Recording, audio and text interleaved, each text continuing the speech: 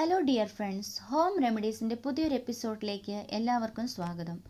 ഇന്നിവിടെ നിങ്ങളുമായി ഷെയർ ചെയ്യാൻ ഉദ്ദേശിക്കുന്നത് കുട്ടികളുടെ കഫക്കെട്ടിന് ഒരു പരിഹാരവുമായിട്ടാണ്. പനിക്കൂർക്ക, ചുമക്കൂർക്ക, തുളസിയില ഇവ ഉപയോഗിച്ച് തയ്യാറാക്കുന്ന ഒരു മരുന്നാണ് നിങ്ങളെ പരിചയപ്പെടുത്തുന്നത്. നിങ്ങൾ ആദ്യമായിട്ടാണ് ഈ ചാനൽ കാണുന്നതെങ്കിൽ സബ്സ്ക്രൈബ് ചെയ്യുക. ബെല്ലൈക്കൺ കൂടി ഇനേബിൾ ചെയ്താൽ ഞാൻ അപ്ലോഡ് ചെയ്യുന്ന വീഡിയോകൾ നിങ്ങൾക്ക് നോട്ടിഫിക്കേഷനായിട്ട് ലഭിക്കുന്നതാണ്.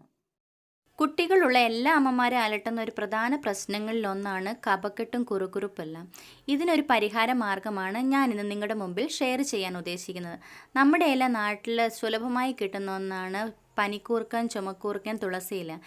ഇവ മൂന്നും ഉപയോഗിച്ച് ഈ പച്ചമരുന്ന് എങ്ങനെയാണ് ഉണ്ടാക്കേണ്ടത്, ഇതെങ്ങനെയാണ് കുട്ടികൾ ഉപയോഗിക്കുന്നത് എന്നതിനെക്കുറിച്ചുള്ള ഒരു വിവരണം നിങ്ങൾക്ക് ഈ വീഡിയോയിൽ കാണാം. ഈ വീഡിയോയിൽ കാണുന്നതാണ് ചുമക്കുറുക്ക. നമ്മുടെ എല്ലാ വീടുകളിൽ തന്നെ ഉണ്ടാകും ചുമക്കൂർക്കയും പനിക്കൂർക്കയും തുളസിയിലയൊക്കെ. ഇതിൻ്റെ ചുമക്കൂർക്കയുടെ തണ്ടിന് ഒരു പർപ്പിൾ കളറാണ്. തണ്ടിൻ്റെ ഇലയുടെ ഞെട്ടിനെല്ലാം ഒരു പർപ്പിൾ കളറാണ്. അത് പനിക്കൂർക്കയുടെ തണ്ടുമായിട്ട് വളരെ വ്യത്യാസമുണ്ട്. ഈ കാണുന്നതാണ് പനിക്കൂർക്ക. പനിക്കൂർക്കയുടെ ഇലയും തണ്ടും ഇലയുടെ ഞെട്ടെല്ലാം ഒരേ കളറിൽ തന്നെ ആയിരിക്കും, ലൈറ്റ് ഗ്രീൻ കളറിലായിരിക്കും. നമ്മുടെ വീടുകളിലെല്ലാം നട്ടു വളർത്തേണ്ട ഒരു പ്രധാനപ്പെട്ട ഒരു പച്ചമരുന്ന് തന്നെയാണ് ചുമക്കൂർക്കം, പനിക്കൂർക്ക, തുളസിയില. ഈ വീഡിയോയിൽ നിങ്ങൾക്ക് കാണാൻ സാധിക്കുന്നുണ്ടല്ലോ ഈ പനിക്കൂർക്കയുടെയും ചുമക്കൂർക്കയുടെയും തമ്മിലുള്ള വ്യത്യാസം, അത് തമ്മിൽ എങ്ങനെയാണ് മനസ്സിലാക്കുന്നത് എന്ന്. പനിക്കൂർക്കയുടെ തണ്ടും ഇലയെല്ലാം ഒരേപോലെ തന്നെ കളറായിരിക്കും. ചുമക്കൂർക്കയുടെ ആണെങ്കിൽ ഒരു പർപ്പിൾ കളറായിരിക്കും അതിൻ്റെ ഞെട്ടിനും അതിൻ്റെ തണ്ടിനൊക്കെ. ഇലയ്ക്കാണെങ്കിൽ കുറച്ച് കട്ടി കുറവാണ്. ഇനി നമ്മുടെ തുളസിയില. ഇത് നമുക്ക് എല്ലാവർക്കും അറിയാവുന്നൊരു കാര്യമാണ്. കുഞ്ഞുങ്ങളിലാണെങ്കിൽ ഈ തുളസിയിലയുടെ ഇലയിട്ട് വെന്ത വെള്ളം ഇടയ്ക്കിടയ്ക്ക് കുടിക്കാൻ കൊടുക്കുന്നതും കഫക്കെട്ടിനൊക്കെ ഒരു ആശ്വാസം തരും. പിന്നെ ഈ തുളസിയില ഇട്ട് വെന്ത വെള്ളത്തിൽ കുളിപ്പിക്കുന്നതും നല്ലതാണ്. ഇനി നമുക്ക് ഈ മരുന്ന് എങ്ങനെയാണ് റെഡിയാക്കുന്നതെന്ന് നോക്കാം. പനിക്കൂർക്കയുടെയും ചുമക്കൂർക്കയുടെയും തുളസിയിലയുടെയും ഇല ഇതുപോലെ അടത്തി എടുത്തിട്ട് നന്നായിട്ട് കഴുകി വൃത്തിയാക്കി വെക്കുക.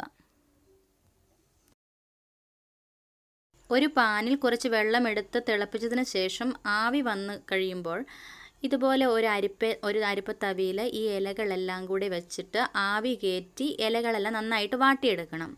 നന്നായിട്ട് വാടി വരുന്നുണ്ടോ എന്ന് നോക്കണം. ഇടയ്ക്കിടയ്ക്ക് ആ ഇലകൾ ഒന്ന് മറിച്ചിട്ട് ഒന്ന് ഇളക്കി കൊടുക്കുക. ഇലയൊക്കെ നന്നായിട്ട് വാടി തളന്നു വരും. ഇല പറിച്ചിട്ട് നന്നായിട്ട് ക്ലീൻ ആക്കിയതിന് ശേഷം മാത്രമേ ഇങ്ങനെ ചെയ്യാവുള്ളൂ. നമ്മുടെ മുറ്റത്തൊക്കെ വളരുന്നതാണെങ്കിൽ പോലും നന്നായിട്ട് പൊടിയൊക്കെ ഉണ്ടാവും അതിലെല്ലാം. അപ്പോൾ നന്നായിട്ട് ക്ലീൻ ആക്കിയതിന് ശേഷം ഇതുപോലെ നന്നായിട്ട് ആവിക്ക് വെച്ചിട്ട് അത് നന്നായിട്ട് വാട്ടിയെടുക്കുക. ഒരു സ്റ്റീലിൻ്റെ അരിപ്പത്തവി ചെയ്യുന്നതാണ് നല്ലത്. ആ ഇലയൊക്കെ ഒന്ന് നന്നായിട്ടൊന്ന് ഇളക്കി എല്ലാ വശവും ഒരേപോലെ വാടി വരുന്നത് പോലെ ചെയ്യുക. ഒരു വൃത്തിയുള്ള പാത്രത്തിലേക്ക് മാറ്റി കൈകൾ നന്നായിട്ട് കഴുകിയതിന് ശേഷം നന്നായിട്ടൊന്ന് ഞെരടിയെടുക്കുക. എന്നിട്ടിങ്ങനെ ഒരു സ്പൂണിൽ പിഴിയുക. നീരിൻ്റെ പകുതി അളവ് ചെറുതേൻ ചേർത്ത് മിക്സ് ചെയ്ത് കുട്ടികൾക്ക് കൊടുക്കാം. ദിവസം ഒരു 3-4 നേരം തുടർച്ചയായി 3 ദിവസങ്ങളിൽ തന്നെ കൊടുക്കണം.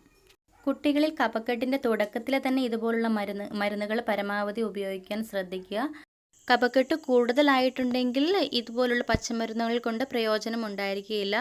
അപ്പോൾ എത്രയും പെട്ടെന്ന് തന്നെ നല്ലൊരു വൈദ്യസഹായം തേടേണ്ടത് അത്യാവശ്യമാണ്. അസുഖത്തിൻ്റെ തുടക്കത്തിൽ തന്നെ ഇതുപോലുള്ള മരുന്നുകൾ കൊടുക്കുകയാണെങ്കിൽ കുട്ടികൾക്ക് ആൻറ്റിബയോട്ടിക്കുകളൊന്നും എടുക്കാതെ തന്നെ അസുഖം എത്രയും പെട്ടെന്ന് ഭേദമാകുന്നതാണ്. 6 മാസത്തിൽ താഴെ പ്രായമുള്ള കുട്ടികളാണെങ്കിൽ ഇല വാട്ടി നെഞ്ചത്ത് ചൂട് പിടിപ്പിക്കുന്നതും അതുപോലെ തന്നെ ഞെരടി മൂക്കിലും ഇങ്ങനെ മണക്കാനായിട്ട് വെച്ച് കൊടുക്കുന്നതൊക്കെ വളരെ നല്ലതാണ്. ഇന്നത്തെ വീഡിയോ ഇവിടെ പൂർണ്ണമാകുന്നു. നിങ്ങൾക്ക് ഈ വീഡിയോ ഇഷ്ടമായെങ്കിൽ ലൈക്ക് ചെയ്യാനും ഷെയർ ചെയ്യാനും മറക്കരുത്. നിങ്ങളുടെ വിലയേറിയ അഭിപ്രായങ്ങളും നിർദ്ദേശങ്ങളും കമൻറ്റ് ബോക്സിൽ ഇടുക. കൂടുതൽ വീഡിയോകൾക്കായി ഈ ചാനൽ